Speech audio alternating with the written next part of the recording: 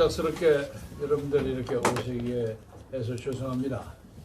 저는 원래 3시에 모 방송과 인터뷰를 하기로 했는데 2시에 여러분들이 먼저 여기서 신고하고 가라 그래서 제가 급하게 왔습니다. 아시는 대로 이번 선거는 어떤 당이 1등이 되느냐 안 되느냐 하는 식으로 저희들은 접근하지 않습니다. 우리가 믿는 자유민주주의 체제를 계속 유지할 수 있느냐, 아니면 이 체제가 근본적으로 흔들어지는 어떤 사회주의 내지 공산주의로서의 방향에 대한 음모, 그걸 저지하느냐, 그런 입장에서 이 선거를 맞이하고 있습니다. 그래서 우리 국민혁명의 입장에서는 원래 기독 자유통일당을 통해서 이 목표를 달성하려고 했는데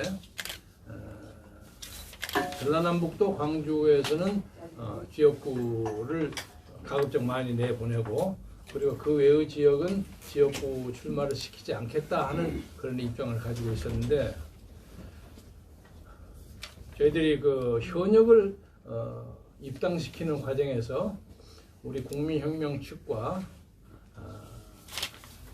동네 기독자의당과의 약간의 의견 소통에 문제가 있어가지고 이아무개 의원을 이쪽으로 영입하는데 차질이 생겼습니다. 그래서 당시에 선거대책위원장, 공동선거대책위원장을 하고 있는 저로서는 이 파일을 좀 크게 만들어서 그 이아무개 의원, 그리고 그 이아무개 의원이 같이 모시고 오고 싶어 했던 어떤 남성 의원이 한 분 있었습니다. 김모 의원인데 전 해군참모총장 하신 분도 모시고, 또 여성 한 분도 있시고, 거기다가 여러분이 잘 아시는 장경동 목사님을 모셔서 이 판을 크게 하면 저희들이 적어도 한 8 내지 10%를 확보할 수 있지 않을까 하는 생각을 가졌는데, 그것이 그냥 무모하게 끝났습니다. 실망을 많이 했지만 그래도 있는 자리에서 우리가 해야 되기 때문에 기독 자유 통일당의 비례대표 성적을 위해서 최선을 다하는 것이 현재 우리가 할 수 있는 최선의 방법이라고 생각합니다. 어저께 목사님이 저에게 메시지를 하나 보내주셨는데, 제가 그 메시지를 한번 읽어보겠습니다. 이번에 이번에 나오는 그 비례대표는 여러분이 잘 아시는 대로 원래 비례대표가 연동제에서 준연동제로 돌아가는 것은 제1당, 2당이 자기들이 비례대표를 독점하지 아니하고 군소정당에게 의석을 배분한다는 배려에서 시작된 거 아닙니까? 그런데 실컷 만들어 놓고 난 다음에 자기들이 본전 생각이 났는지 차라리 미래통합당은 그래도 우리는 하나 만들겠다고 사진에 공개적으로 얘기를 했는데, 그것이 나쁜 거라고 난리 법석을 쳤던 더불어민주당이 하나를커녕 2개를 만들었어요. 위성정당. 이건 위선의 극치입니다. 그런데 왜 2개를 만들었느냐? 한 당이 차지하는 데는 한계가 있습니다. 22, 3%를 따고 나면 더 이상 표를 받기 위해서는 많은 표가 필요하기 때문에 이 표를 분산시켜서 다른 작은 집을 또 하나 만들어가지고 또 거기서 표를 얻겠다는 정말 야비한 정치 공작입니다. 그래서 이 자리를 빌어서 제가 맨 먼저 공격하고 싶은 것은 더불어민주당이 이 연동제, 준연동제를 실시하기 위해서 만드는 모든 정치적 공작, 이것이 결국 자기들이 비례대표제의 의원을 독식하려는 음모로밖에 나타나지 않고, 특히 그것이 또 더불어시민당 그리고 뭐 열린민주당, 열렸는지 더불어인지 그건 잘 모르겠습니다만, 그래갖고 이걸 전부 다 같이 먹으려고 하고 있어요. 그와 관련해서 우리와 우호적인 관계를 가지고 있는 미래통합당 측에서는 미래한국당을 만들어서 한쪽으로 그나마 표를 모으고 있는데, 여러 가지 설이 있습니다만은 저희들이 적어도 알고 있기로는 22, 3%를 지나가고 나면 일종의 일단 한계가 걸리고 그 다음에는 추가해서 표를 얻기 위해서는 굉장히 많은 퍼센티지가 필요합니다. 그러니까 한 명을 더 추가하기 위해서 적어도 한 3% 표를 더 확보해야만 한 명이 확보되는 그런 문제이기 때문에 그것을 커버하기 위해서 더불어민주당에서는 열린민주당을 만든 겁니다. 그래서 우리는 우리 기독자의 통일당에 체면이 있지 우리가 미래통합당의 위성정당이라는 것을 자임하기가 좀 그렇습니다. 그래서 사실은 제가 공동선거대책위원장을 김문수 지사에게 양보하기 전에 제가 거기 공동선대위원장이었던 박형준 전 의원을 만나서 우리가 선거연대를 하기로 합의했습니다. 그리고 조금 있다가 며칠 후에는 당시 황교안 대표하고 같이 만나서 악수하는 포토세션? 그거 하겠다고, 어레인지 하겠다고 그래서 그러면 그래라 하고 나왔는데 아무 소리가 없어요. 그래서 우리가 자칭해서 우리가 미래통합당의 위성정당이다 이렇게 얘기할 수가 없습니다. 우리의 자존심과 있고 우리의 체면과 그런 게 있기 때문에 그걸 할 수가 없는 입장이었는데 우리 오늘 지금 여기 많은 사회단체 지도자들이 많이 나오셨습니다. 그 중에 한두 개 단체의 지도자들이 지역군의 2번 그리고 비례는 4번 그렇게 찍자는 사람들이 한 두 단체가 있는 걸로 알고 있습니다. 근데 그 두 단체의 대표들은 여기 안 오셨지만 그분들을 포함해서 말씀드리고 싶은 것은 우리의 귀중한 표를 2번과 4번에 너무 많이 줘버리면 우리의 표가 일종의 무의미하게 돼버릴 가능성이 많습니다. 그래서 그 표를 우리 기독자유 통일당에다 보내주시면 우리가 훨씬 더 좋은 결과를 가져올 수 있다. 이 말씀을 드리고 싶고 제가 여러분에게 지금 공개하려고 하는 것은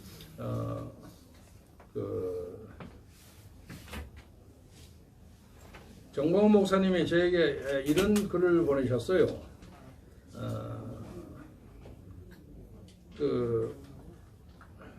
이게 하도 많아서 잘 안 나와. 잠깐만요.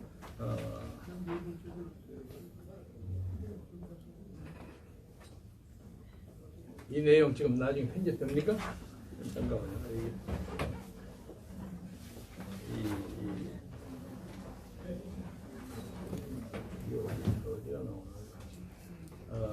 지금 전 세계에 기독교라는 이름을 가진 정당이 60개국 정도에 있습니다. 그러니까 우리만 하는 것이 아닙니다. 그리고 이제 독일의 경우에서는 동서독이 갈라져 있을 때 원래 오스트팔리틱스라고 해서 동방정책이라고 해서 서독의 사회민주당 빌리 브란트가 동독과의 통합을 선두에 나섰습니다. 그런데 유감스럽게도 빌리 브란트 밑에 키우밍 하는 이름을 가진 비서가 동독의 간첩으로 나타났죠.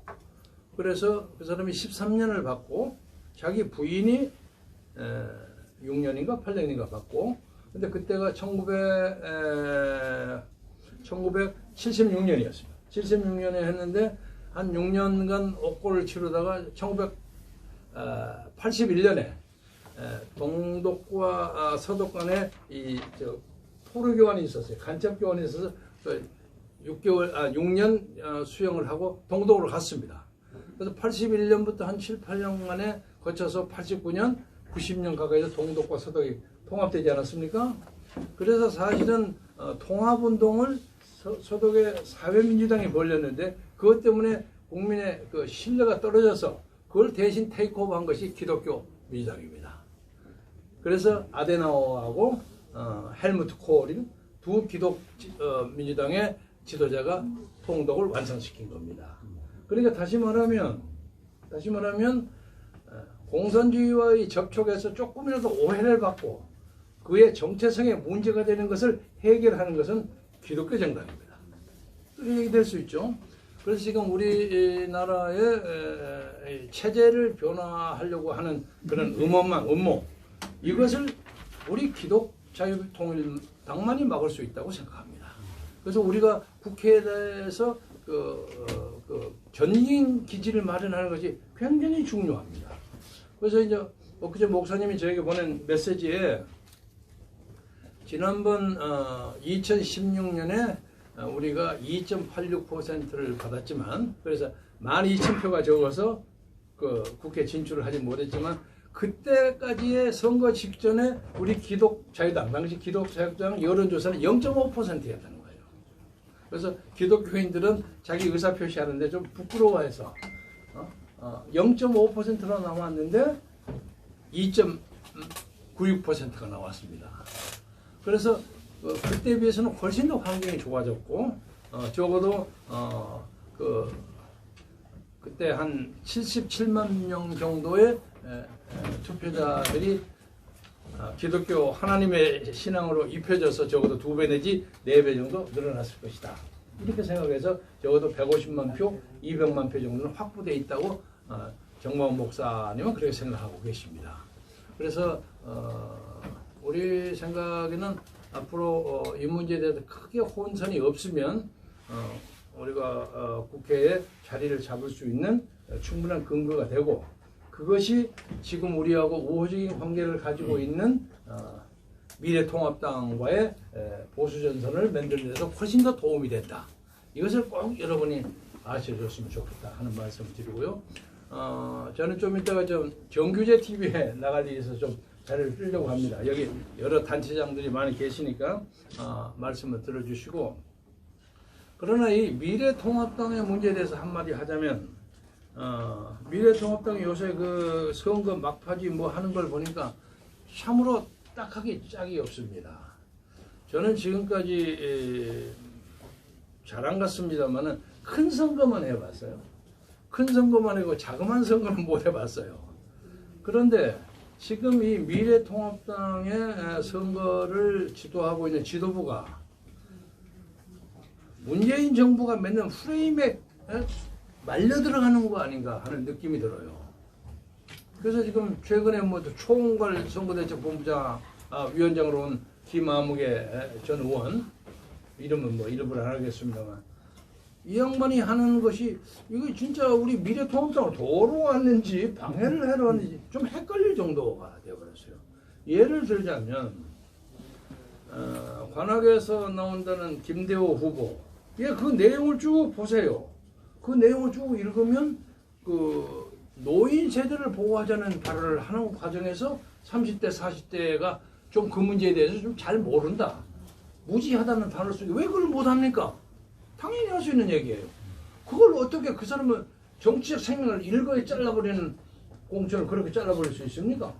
이건 이런 세상에 이런 그 난폭한 재판이 있을 수가 없습니다. 김대호는 저도 개인적으로 잘 아는 사람인데 상당히 진보적인 경제학자인데 요새 많이 우리나라에 돌아가는 현실을 봐서 좀 더 자유주의적으로 보수적으로 이 문제를, 경제를 만들어야 되겠다고 생각해서 이쪽으로 오는 아주 귀중한 인재입니다. 이 사람을 김종인 지가 뭐 길러서 단칼에 잘라버립니까? 난 어이가 없어. 이건 완전히 열린민주당의 선거 프레임에 걸린 겁니다. 더욱이 말할 수 없는 것은 차명진 의원은 세월호 바다 무슨 사건에 대한 어디에 보도를 인용했는데, 그래, 그 인용한 것이 잘못했다 가사 가정합시다. 그러면 일단 윤리위원회에 가가지고 윤리위원회에서 제명을 결의해서 제명을 공고한다, 탈당을 공고한다는 입장으로 됐으면 그걸 존중해야지. 이거 한심하다. 그러고 난 다음에 그 다음에 무슨 얘기하니까 또 제명한다고 나와요. 아니, 세상에 이런 사람이 어디 있어요? 이래갖고 감히 선거 이기기를 바라는 겁니까? 저는 만약에 이번에 선거를 야당이 지게 되면 그 책임은 김종인과 그를 불러온 황교안에게 있습니다. 맞죠? 맞죠.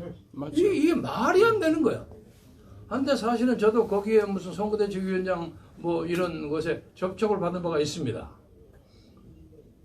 그런데 당시에 공교롭게 제가 이 기독자유통일당 선대위원장을 내락을 해놓은 적이 있어. 그 다음날 가서 제가 취임사를 발표해야 할 입장이기 때문에 밤 새벽까지 와서 뭐라 얘기한 것을 내가 약속을 지켜야 된다 해서 사실은 이쪽으로 미래통합당으로 와서 하는 것이 더 효과가 있으리라는 생각을 했습니다만 남아가 한번 얘기한 걸 뱉어내는 것을 주워 담을 수가 없어서 그랬는데 아 그때 차라리 거기 가서 일을 했으면 더 나을 뻔했다는 생각도 합니다. 이 선거를 너무 버려요. 너무 버리는데 나는 이 선거가 도대체 왜 이렇게 막판에 이상하게 돌아가는가. 그리고 차명진이라는 정치인은 상당히 유능한 사람입니다. 상당히 유능한 사람이고 그동안 아스팔트의 투사로서 2년 동안 우리하고 고락을 같이 한 사람인데 아니 그 말 한두 마디 세월호에 대한 말 한마디를 가지고 세월을 6년을 끌어가는데 앞으로 이 세월을 얼마를 더 끌어가야 하는 겁니까? 그리고 진실을 파헤쳐야 한다는 입장에서 얘기한 것을 가지고 그것을 저쪽에서 공격한다면 몰라. 여기 온 총괄본부장이 단칼에 그냥 말도 안 하고 잘라버리는 게 이건 중세의 만여사장보다 더해. 만여사장도 재판이라도 그러. 그리고 뭐 또 자른다고 어쩌고 하니까 요즘 보니까 오늘 현재 이 시각에는 윤리위원회 회부하지 않고도 그냥 최고위원회에서 자를 수 있다 하고 뭐 어떤 변호사가 유권 해석을 했다고 하는데 제가 경고합니다. 이건 옳지 않아요. 옳지 않고 차명진 후보가 아마 재심을 또 청구할 겁니다. 재심을 청구하는 과정에서 그 사람이 정치적으로 심판받을 수 있는 기회를 원천적으로 봉쇄하는 제명을 다시 시키고 또 재심하는 걸 또 기각하는 그런 우거를 범하지 않기를 바랍니다.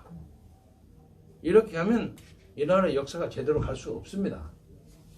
그 말씀을 드리고 마지막으로 이제 말씀드리고 싶은 것은 지금 대충 보자면 어저께 월요일날 나온 갤럽 조사에 보면 미래한국당이 20 내지 23%, 그 다음에 더불어시민당이 조금 적은 20%, 그리고 열린민주당이 67%에서 이거 보태면 28 내지 30 가까이 됩니다. 그러니까 미래한국당보다 조금 많습니다.